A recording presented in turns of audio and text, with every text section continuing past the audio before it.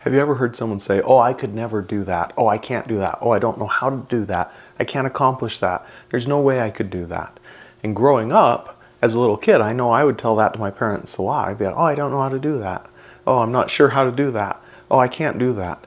But then it kind of flipped on me. And I realized the whole point of life is for us to grow and to develop and to gain new skills and to be able to accomplish things.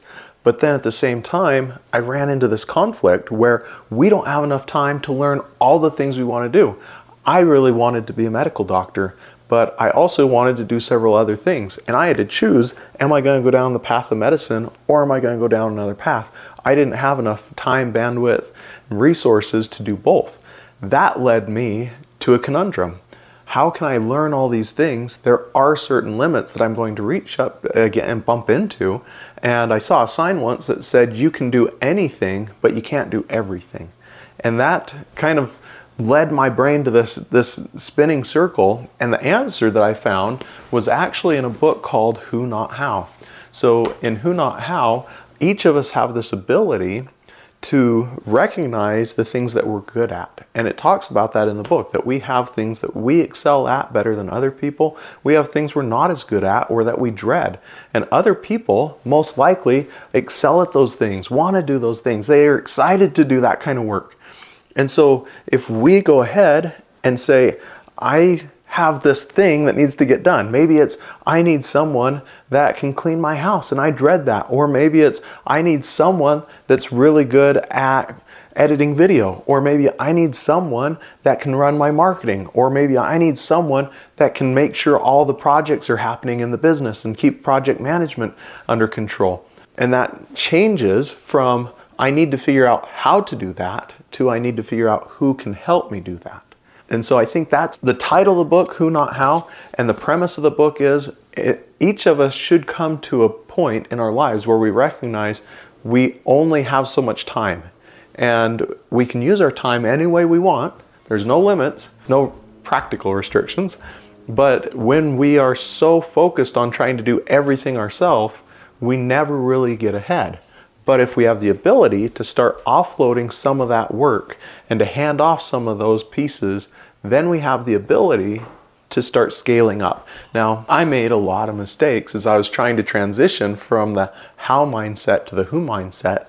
And I can tell you, I had employees that would tell me they were working on a project and I didn't have good systems in place to ensure they were, only to find out they weren't working on projects. They weren't doing any of the things they were supposed to. I've had people that I've hired to do specific things and have it not go well. But the book also has a section that covers that. And they created what they call the impact filter. And I highly recommend you go get the book so you can learn all the details of how this works. But essentially, the impact filter allows you to document what it is you want done and how you can verify that it's been done satisfactorily. So it takes a lot of the pains that I had as I was learning and transitioning from the how mindset to the who mindset away so that you can do that much more easily than I did, and with a lot less, hopefully, heartache and hopefully hard cash not being thrown out the window like I had to do to learn these lessons. I wish I'd have found this book several years ago when I was first starting to hire. If you're in a position where you think you're going to be hiring soon, I would say this book is one that you should probably read. Now, one thing I'll say that I think is critical is it's important also as a business owner to a certain extent to build out some of the processes in your business. If you don't understand the processes that someone else is going through, they may be doing things in a way that really doesn't align with your brand. So I think that is one critical piece. The purpose of your brand is to make sure you're consistent from sales to operations to the accounting, all the departments. So if you hire someone and you don't clearly identify what the brand is and how it's supposed to treat customers and how you interact with customers, these who's are not going to understand how they should be doing their job because you didn't tell them enough about the brand for them to be successful. So that would be one gotcha I'd want to make sure you have planted firmly in your brain as you're reading that book and implementing this concept of moving from doing it all yourself to having a team of people that are skilled and experts in their space.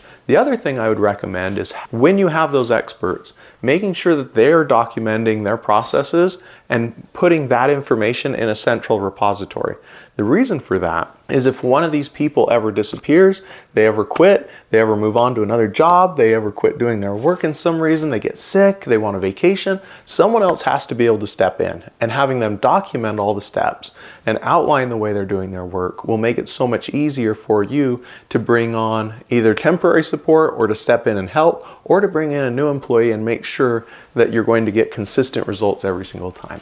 So in conclusion, if you're transitioning from doing all the work yourself, or if you've been hiring employees and not sure how to make it work better, go check out Who Not How. Great book. It's going to change your mindset, change the way you see the world, and hopefully change the way your business runs.